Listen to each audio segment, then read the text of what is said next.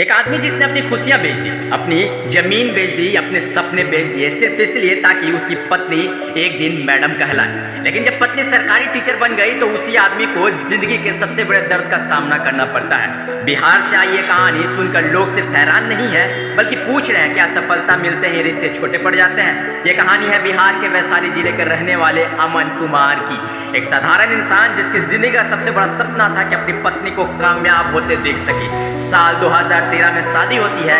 घर की हालत कमजोर थी, जेब खाली था, लेकिन पत्नी गुंजन कुमारी की आंखों में सरकारी नौकरी का सपना था और एक पति ने ठान लिया था चाहे कुछ भी हो जाए मैं अपनी पत्नी का सपना टूटने नहीं दूंगा।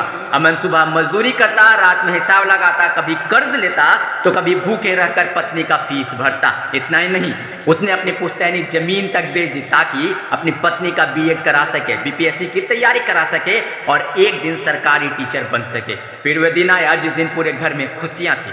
गुंजन का चयन बीपीएससी टीचर भर्ती में हो गया, सरकारी नौकरी मिल गई। अमन को लगा अब सारी मुश्किलें खत्म हो जाएगी, लेकिन असली तूफान अभी बाकी था। अमन को पता चलता है कि उसकी पत्नी का किसी और से अफेयर चल रहा है। पहले उसे यकीन नहीं हुआ होगा क्योंकि जिस इंसान के लिए उसने सब कुछ कुर्बान कर दिया उस पर शक करना भी उसके लिए आसान नहीं था।